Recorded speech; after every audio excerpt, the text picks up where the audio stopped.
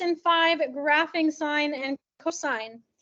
So we're going to start off with a sine graph, and then we're going to move on to this cosine graph. We're going to do one of them at a time. Okay, what we are doing is we are tracking the value of sine as we make a rotation around the circle. Okay, so here is our circle. If I draw the axes in here, oh man, there we go. That's slightly better. We always start on the positive x-axis. So we always start at this coordinate.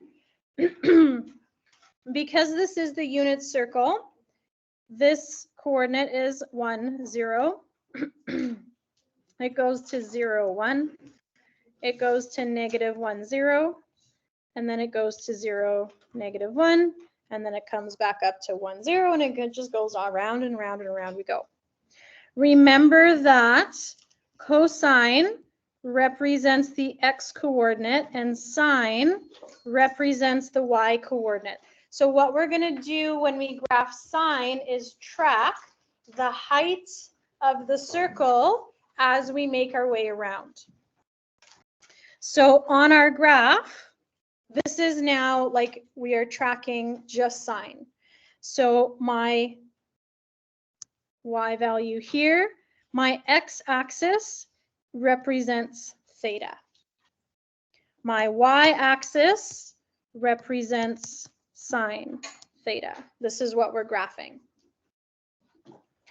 My coordinates now, so when I look at my scale, I'm going to have a maximum value of 1 and a minimum value of -1.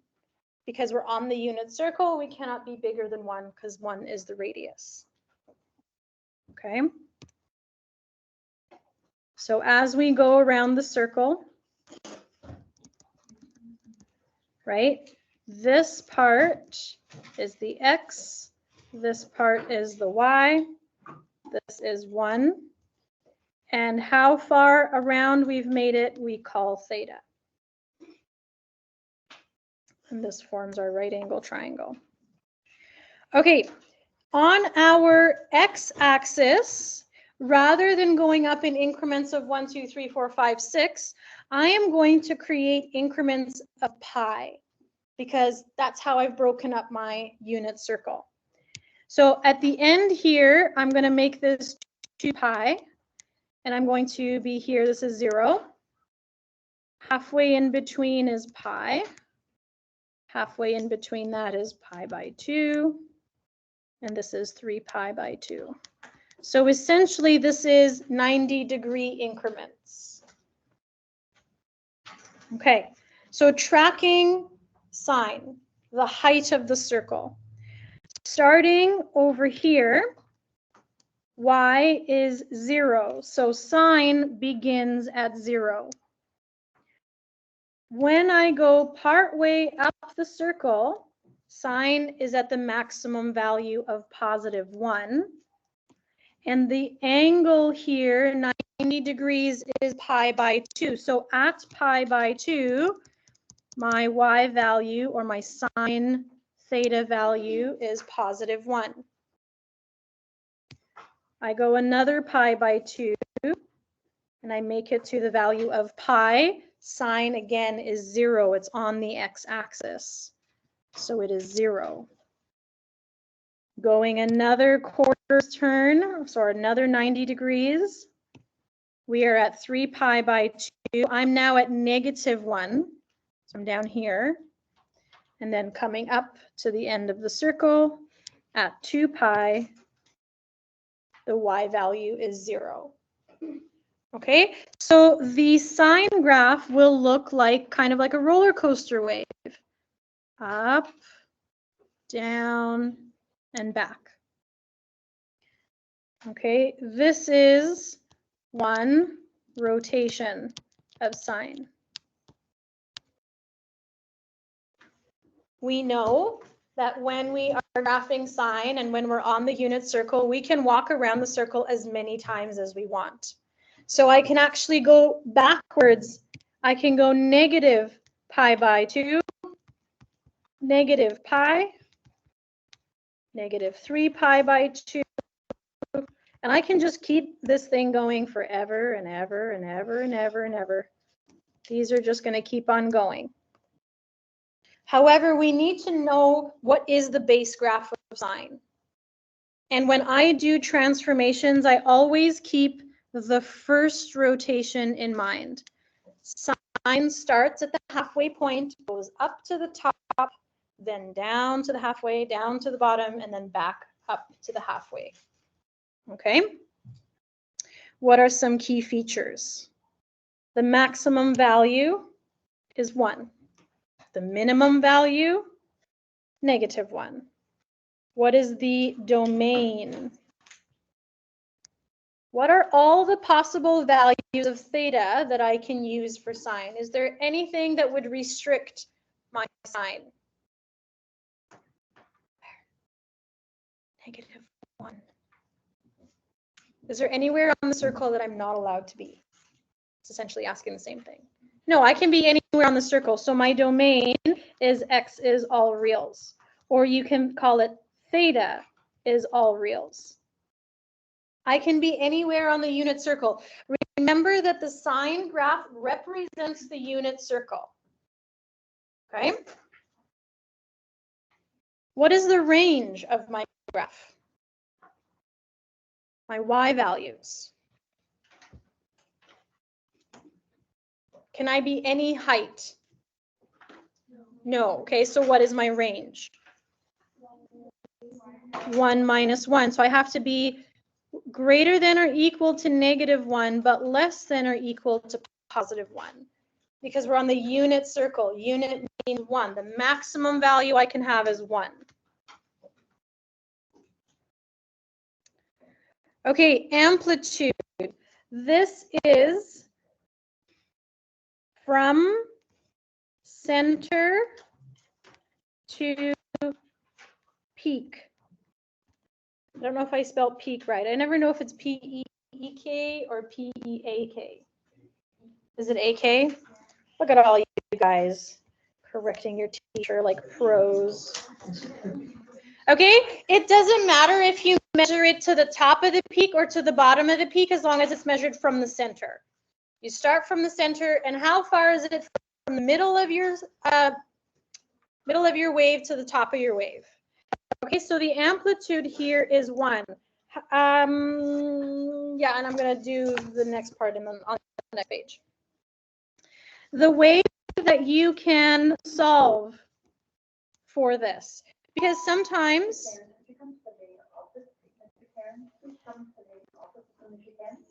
you'll be given a graph that has a really good scale, and you can easily find where the center of the graph is, and you can just count squares until you get to the top.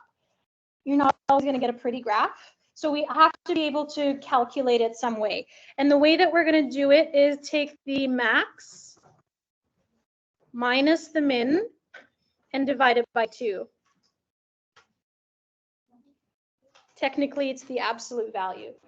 But take the value at the very top, the value at the very bottom, minus them, divide that by 2, and that will also give you the height of your wave. But in standard form, the base function of sine, the height is 1. The period.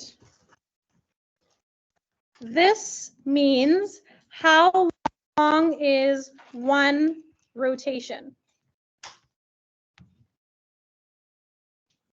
In radians, what is the rotation of one rotation in this unit circle? 2 pi. 2 pi. Phase shift. This is, did something happen? Yeah. What happened?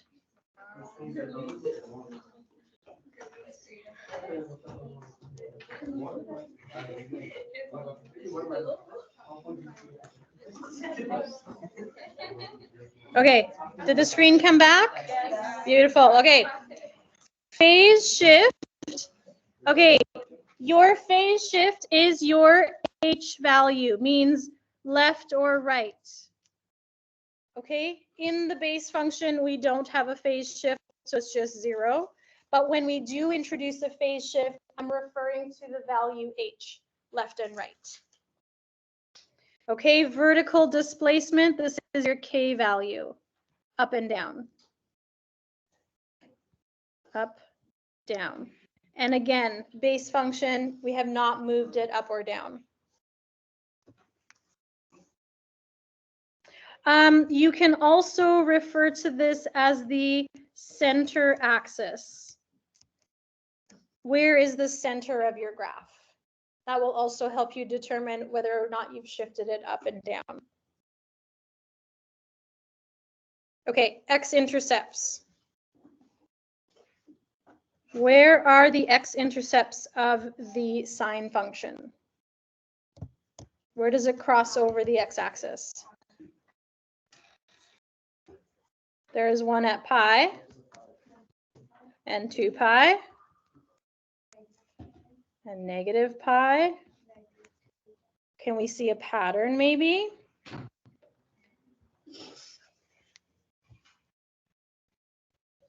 How would I write in general form, where are the x-intercepts? N what? N pi. Okay, we have intercepts at integer values of pi. So if n is 1, it's pi. If n is 0, it's 0. If n is 2, it's 2 pi. So any integer value of pi, every pi, we have an x-intercept. Okay, what about y-intercept? This should only be 1. Where is it? 0, 0. Okay, these are the key points of the sine function. So when sketching,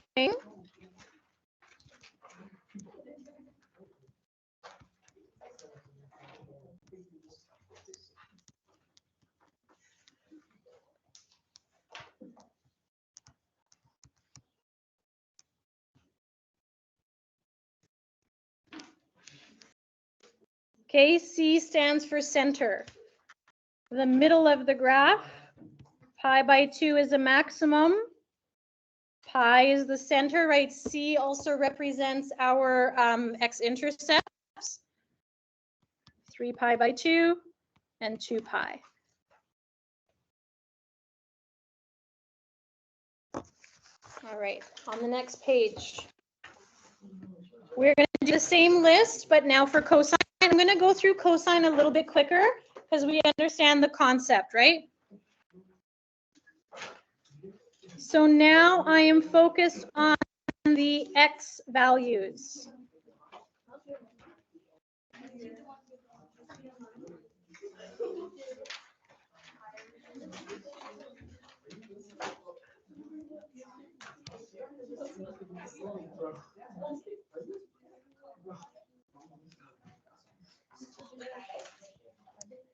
Okay, now I am tracking the value of cosine as I go around the circle. So my y-axis now represents cos theta.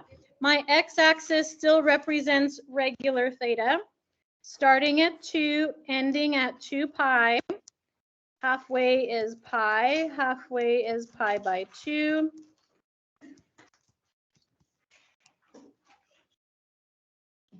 Top is 1, bottom is -1. Okay?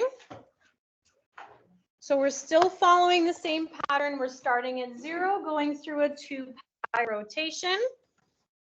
On the previous page, we focused on the y values. Now we are focusing on the x values because x values represent the cosine. Okay. So again, in standard position, we are always starting over here. Cosine has a value of 1 at 0. So I begin my cosine graph at the top because it's the maximum value. I then go through my first quarter rotation to pi by 2, and my x value is 0, so I have an intercept here. Go to my next quarter rotation, my x value is -1, so -1 is down here. Next rotation back to 0. Next rotation back to 1. Okay, so it's still a wave, but you will notice now the shape is, oopsie, slightly different. Let's see if I can hit all the points here. Okay, please don't draw a V. We are not connecting dots in a V shape. This is a smooth graph. We are plotting quarter turns of a circle. Okay, and then I can also go backwards and it'll look like that, essentially a mirror image of itself. Okay, let us identify key features of this graph. I'm going to zoom out so we can see it all. What is my maximum value? 1, minimum value. -1, domain. All reals, right? I can be anywhere on the unit circle and I can tell you an X value. Range.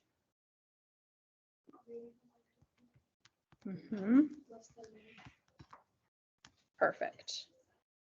So essentially the max, min, domain, and range for both of them are the same, which is good. Amplitude, the distance from the center to the top will also be 1, and we can measure it the same way that we did the sine function. Yes, sir. If it's not transformed, yes. But if we stretch it now and make it taller, your domain and range will change, yeah. Okay, 1 period, 1 rotation, 2 pi, phase shift, currently 0, displacement 0. Where are the x-intercepts? Can we find a pattern for the cosine x-intercepts?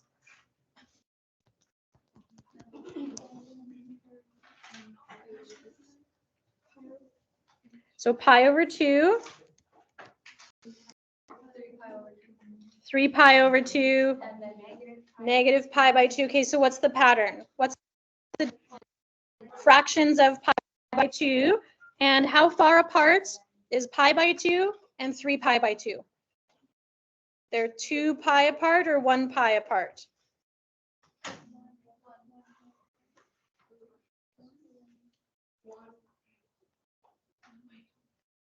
Is this distance 1 pi or 2 pi apart?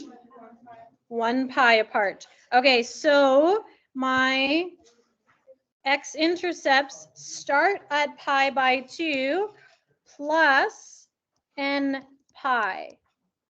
They are 1 pi apart.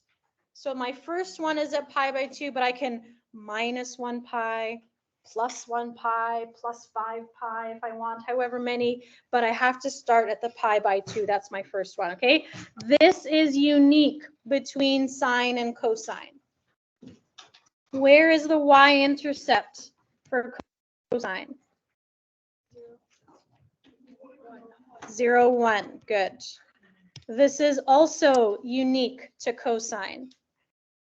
Okay, so in the base function, they have the same amplitude, same domain, same range, same period, same shift, same displacement, but intercepts are different.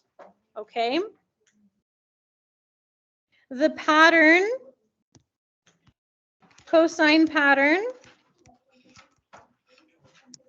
is max, C, min, C, max.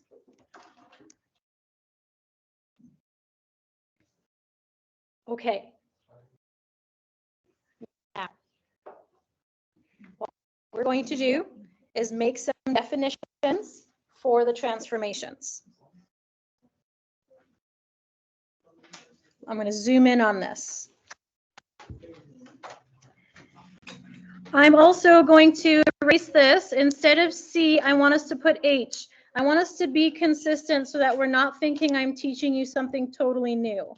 It's the same transformations that we've always worked with.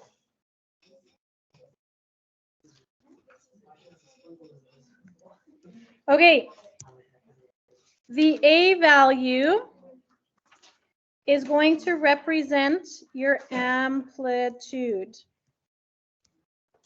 It could be positive or negative. Positive or negative means whether or not you have a reflection over the x-axis, so right side up or upside down. Okay, the way that you can mathematically find the amplitude, if you can't just see where the center is and go to the top, is max number minus min number divided by 2. Absolute value. Okay, your amplitude is just a number. The plus or minus is a visual reference as to whether or not there's a reflection. Okay, this is your function. This could be cosine. All the rules are still the same. Sine is just your function. That represents the f in our unit 1 thing. Okay, b value. This is your compression or expansion horizontally. Essentially, it represents the period. Okay? If you do not have an expansion or compression, meaning that your period, the rotation of one wave is 2 pi, then b is 1. However, when we start stretching it, because we're going in increments of pi, the way that we're going to mathematically find it is by starting off with our original period. 2 pi is what we started with, and we are going to put the new period on the bottom. And this will end up being some kind of a fraction. Okay. Alternatively, if you know what the b value is, you could also find what the new period is by taking 2 pi and dividing it by b. This is like if you have an equation and you're trying to graph it, or if you have a graph and you're trying to write an equation. That'll determine what you need to solve for. Okay? So if you have a picture, you are going to measure the new period. Find a starting point, measure how long it takes to get to one rotation. Take that number and divide it by 2 pi, right? Or 2 pi divided by that number. That'll tell you by how much you expanded or compressed. If you are told the b value and you want to draw the picture, then take 2 pi, divide it by b, and that will tell you how long your wave should be on the graph when you draw the picture. We'll do practice stuff on that. Okay? H value is your horizontal shift. Okay? Because we're talking about trig, this is now going to be called the phase shift, but it means the same thing. Basically, did we move it left or right?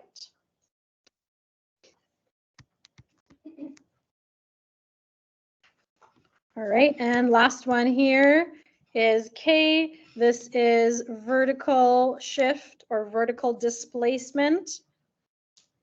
The way that we can find this is by taking the max plus the min and dividing it by 2. Essentially, it is the average value of the top and bottom. Another way you can think of it is the central axis. In other words, where is the middle of your wave? Middle of the wave. Okay, so sometimes you're able to get really nice pictures and you can just look at the picture and figure out what these numbers are. And sometimes we have to do a little bit of math with it. Okay. So we have some theories. Let's put it into practice. Let's go to the next page.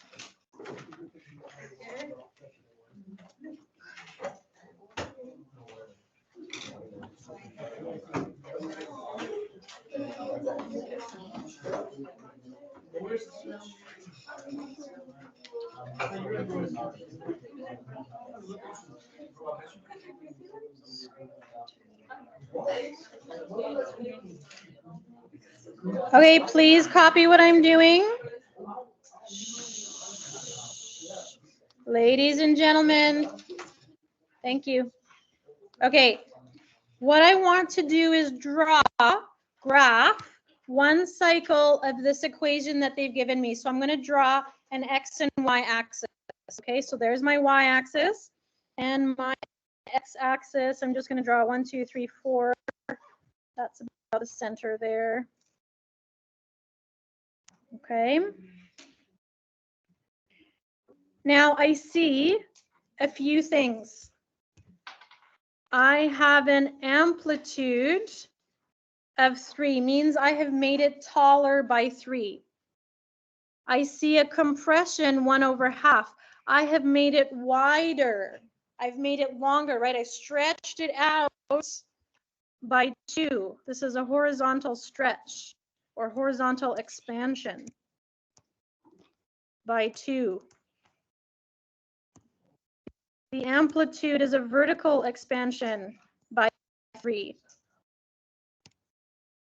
Minus pi by 2, this means I've gone to the right. Pi by 2.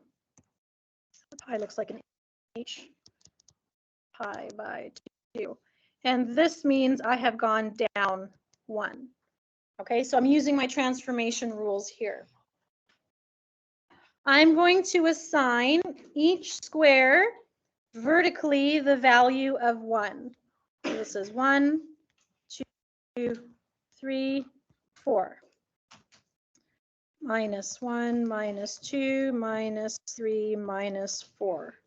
And horizontally, I'm going to assign each box the value of pi by 2. Pi by 2, pi. 3 pi by 2, 2 pi. And I'm going to keep going all the way because I'm making this graph bigger, right? I have a horizontal expansion and a vertical one. So I need lots of numbers in here. So this is going to be 5 pi by 2, 3 pi, 7 pi by 2, 4 pi, 9 pi by 2, 5 pi. Okay, I'll give you a moment to finish your graph. While you are finishing your graph, I'm going to draw the base function of sine.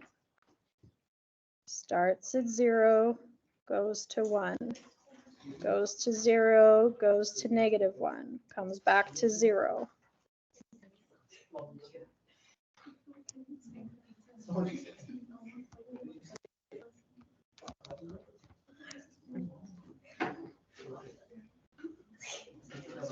Okay, can you give me a thumbs up when you're ready? All right, we're halfway there, good.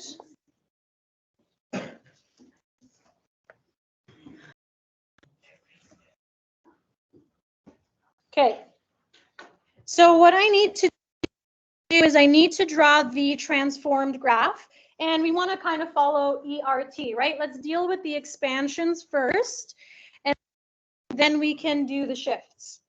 Okay, vertical expansion means I'm stretching it to make it taller by 3. So, and I'm just going to do the dotted line. I'm not going to do a solid line because it's going to get a little messy. So now I'm going up and down to positive and -3. Okay, there's my vertical expansion. My horizontal expansion is being expanded times 2. So what is my new period? My period is going to be 2 pi divided by 1/2. This is 4 pi. Right? So now instead of finishing the wave at 2 pi, I have to finish the wave at 4 pi. Where is 4 pi? It's over here. What's halfway to 4 pi? 2 pi. So now my top is here, middle, bottom, and here. Okay, so here is now my horizontal expansion. So I've done the E's. Made it taller made it wider.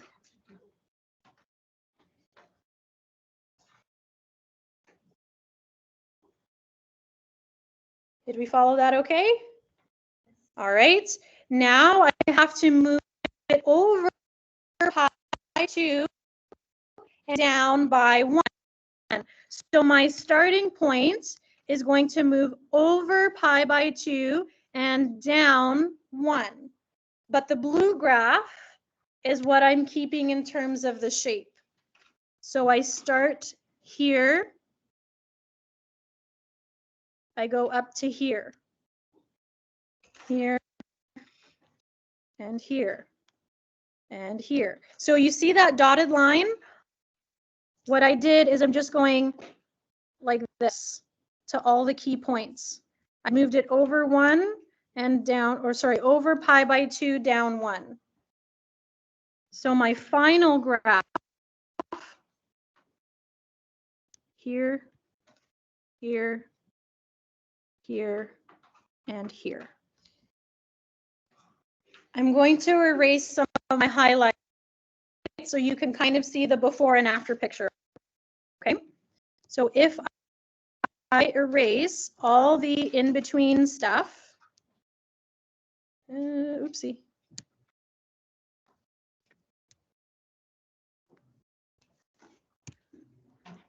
There we go. Okay, looking at my amplitude from the center of my graph to the top of my graph, I have 3 squares. That's correct. From the start of my graph to the end of my graph, I have 4 pi. That is correct. The starting point of my graph is over pi by 2, down 1. And I'm good to go. Okay, so I have done all the reflections on here. I did not need to have a reflection. All of my numbers are positive, so I don't need to flip it over. Yes? Can we just draw like a basic graph and then use notation? Yeah, like Absolutely, you can. Yes. The only thing with math notation, so actually that's a good question. Essentially what you're doing is doing it this way, right? This is 2x plus pi by 2, and then 3y minus 1. Shh. Your y values, you can do that easily, but because the x values are in pi by 2, your calculator, come on, your calculator won't like it.